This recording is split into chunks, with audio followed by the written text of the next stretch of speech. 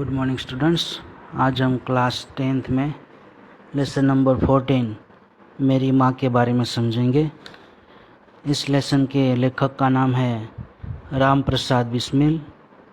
राम प्रसाद बिस्मिल का जन्म 1887 में हुआ था और मृत्यु हुई थी 1927 में। राम प्रसाद का जन्म शाहजहाँपुर उत्तर प्रदेश में एक साधारण परिवार में हुआ था। उनके जन्म के कुछ वर्ष पहले ही उनके पितामह रोजी रोटी की तलाश में ग्वालियर के अपने गांव से आकर यहाँ बसे थे। पिता साधारण पढ़े लिखे थे।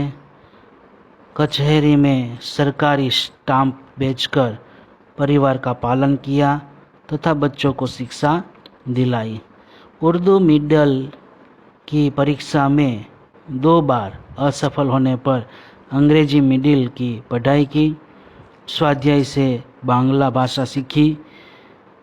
आरंभ में आर्य समाज की प्रवृत्तियों से जुड़े, बाद में क्रांतिकारी संगठन में सक्रिय हुए। काकोरी रेल डकैती कांड का मुख्य अभियुक्त मानकर इन्हें फांसी की सजा हुई और वे शहीद हो गए। आरंभ में राम तथा अज्ञात नाम से पत्र पत्रिकाओं में लिखते रहे। बांग्ला से हिंदी में अनुवाद भी किए। आत्मकथा फांसी के 2 दिन पहले जेल में पूरी करके उन्होंने किसी तरह बाहर भिजवाई, जिसके कुछ अंश श्री गणेश शंकर विद्यार्थी के संपादन में काकोरी के शहीद नाम से छपे। माँ केवल जन्म ही नहीं देती, व्यक्तित्व का निर्माण भी करती है। अपनी आत्मकथा के इन अंशों में प्रसिद्ध क्रांतिकारी राम प्रसाद बिस्मिल अपने जीवन निर्माण में अपनी माँ के अवर्णनीय योगदान के प्रति नतमस्तक होते हैं और जन्म जन्मांतर में उनके ऋण से उऋण होने की कोई संभावना नहीं दिखाई देती। अब हम लेसन स्टार्ट करते हैं स्टूडेंट्स। तो यहाँ लिखा है लेसन 14 में मेरी माँ में, ये था कवि लेखक का परिचय। अब लेसन में लिखा है कि लखनऊ कांग्रेस में जाने के लिए मेरी बड़ी इच्छा थी। ऐसा राम प्रसाद बिस्मिल यहाँ कहते हैं कि लखनऊ कांग्रेस में जाने के लिए, राजनीति में जाने के लिए मेरी बहुत इच्छा थी। दादी जी और पिताजी तो विरोध करते थे। राम प्रसाद बिस्मिल की दादी और उसके पिताजी उसका विरोध करते थे, किंतु माताजी ने मुझे खर्च दे ही दिया। मगर मेरी माँ, राम प्रसाद बिस्मिल यहाँ कहते हैं कि मेरी माँ ने मुझे पैसे दिए लखनऊ जाने के लिए। उसी समय शाहजहाँपुर में सेवा समिति का आरंभ हुआ था। मैं बड़े उत्साह के साथ सेवा समिति में सहयोग देता था। सेवा समिति में सहयोग देता था, मदद करता था। पिताजी और दादी जी को मेरे इस प्रकार के कार्य अच्छे न लगते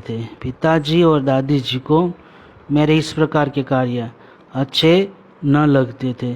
किंतु माताजी मेरा उत्साह भंग न होने देती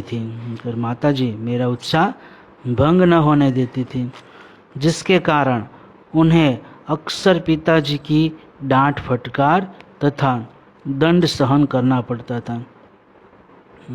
यहाँ लिखा है कि पिताजी और दादी जी को मेरे इस प्रकार के कार्य अच्छे न लगते थे, सेवा समिति के, समाज की सेवा करने का, किंतु माताजी मेरा उत्साह भंग न होने देती थी, जिसके कारण उन्हें अक्सर पिताजी की डांट फटकार तथा दंड सहन करना पड़ता था मेरी माँ को।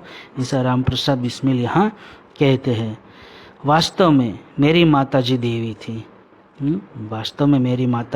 मेरी माँ देवी है। मुझ में जो कुछ जीवन तथा साहस आया वह मेरी माताजी तथा गुरुदेव श्री सोमदेव जी की कृपाओं का ही परिणाम है। मुझ में जो कुछ जीवन तथा साहस आया वह मेरी माताजी तथा गुरुदेव श्री सोमदेव जी की कृपाओं का ही परिणाम है। हाँ, यहाँ उसकी माँ का और उसके गुरुदेव, उसके गुरु का नाम था सोमदेव। राम प्रसाद बिस्मिल के गुरु का नाम था सोमदेव जी। उसकी कृपाओं का ही परिणाम था उसमें जो साहस आया।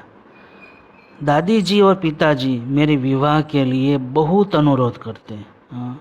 मेरी शादी के लिए मुझे कहते, मेरी शादी के लिए बातचीत करते थे दादी जी और पिताजी। किंतु माताजी यह कहती कि शिक्षा पा चुकने के बाद ही विवाह करना उचित होगा। राम प्रसाद बिस्मिल यहाँ कहते हैं कि दादी और मेरे पिताजी दोनों मेरी शादी के लिए बातचीत बहुत करते थे, परंतु मेरी माँ यह कहती है कि शिक्षा पढ़ाई पूरी करने के बाद ही शादी करना उचित है। माताजी के प्रोत्साहन तथा सद्व्यवहार ने मेरे जीवन में वह दृढ़ता उत्पन्न की कि किसी आपत्ति तथा संकट के आने पर भी मैंने अपने संकल्प को न त्यागा। माताजी के प्रोत्साहन तथा सद्व्यवहार ने मेरे जीवन में वह दृढ़ता उत्पन्न की कि किसी आपत्ति तथा संकट के आने पर भी मैंने अपने संकल्प, मेरे विचार को न त्यागा। एक समय मेरे पिताजी दीवानी मुकदमे में किसी पर दावा करके वकील से कह गए थे कि जो काम को वह मुझसे करा ले। कुछ आवश्यकता पड़ने पर वकील साहब ने मुझे भेजा और कहा कि मैं पिताजी के हस्ताक्षर वकालतनामे पर कर दूं। मैंने तुरंत उत्तर दिया कि यह तो धर्म विरुद्ध होगा, इस प्रकार का पाप मैं कदापि नहीं कर सकता। वकील साहब ने बहुत समझाया कि मुकदमा खारिज हो जाएगा, केस हम हार जाएंगे, तुम वकालतनामे पर साइन कर दो।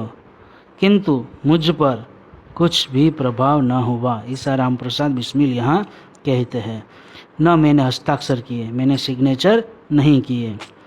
अपने जीवन में हमेशा सत्य का आचरण करता था, चाहे कुछ हो जाए सत्य बात कह देता था।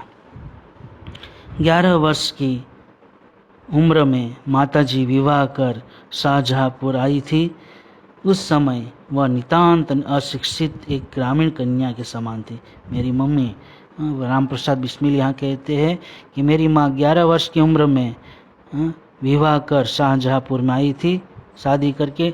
उस समय वह नितांत अशिक्षित एक ग्रामीण कन्या के समान थी, वह अनपढ़ थी। शाहजहाँपुर आने के थोड़े दिनों बाद दादी जी ने अपनी छोटी बहन को बुला लिया।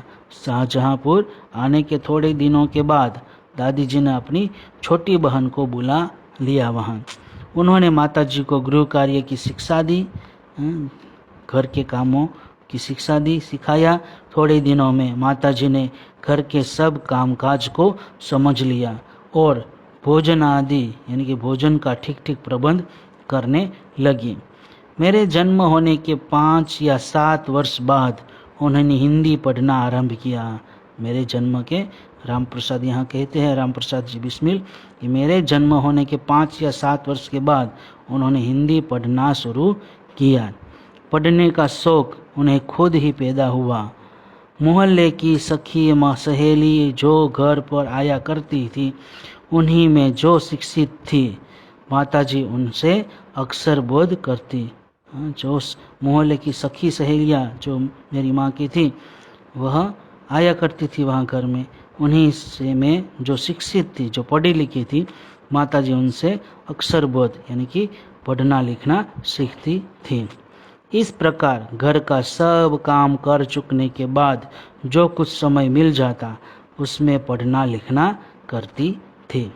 परिश्रम के बल से थोड़े दिनों में ही वह देवनागरी पुस्तकों का अध्ययन करने लगी। परिश्रम मेहनत के बल से थोड़े ही दिनों में वह देवनागरी यानी कि हिंदी पुस्तकों का अध्ययन करने लगी, हिंदी पुस्तकों की पढ़ाई करने लगी। मेरी बहनों को छोटी आयु में माताजी ही शिक्षा दिया करती थी। मेरी बहनों को छोटी उम्र में, छोटी आयु में माताजी, मेरी माँ ही उसको पढ़ाया करती थी। जब से मैंने आर्य समाज में प्रवेश किया, माताजी से खूब वार्तालाप होता। उस समय की अपेक्षा अब उनके विचार भी कुछ उदार हो गए हैं। यदि मुझे ऐसी माता न मिलती तो मैं भी अति साधारण मनुष्यों की भांति संसार चक्र में फंसकर जीवन निर्वाह करता। अगर मुझे ऐसी माता न मिलती तो मैं सामान्य पुरुषों की तरह, साधारण मनुष्यों की तरह संसार चक्र के, दुनिया के चक्र में फंसकर जीवन निर्वाह कर लेता। शिक्षा आदि के अतिरिक्त, शिक्षा के सिवाय क्रांतिकारी जीवन में भी उन्होंने मेरी वैसी ही सहायता की जैसी मेजिनी को उनकी माता ने की थी।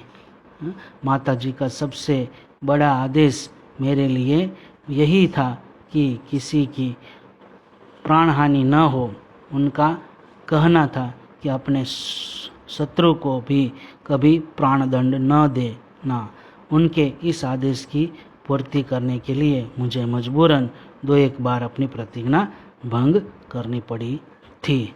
ठीक है स्टूडेंट्स, यहाँ तक रखते हैं। अगला पेज हम अगले दिन समझेंगे।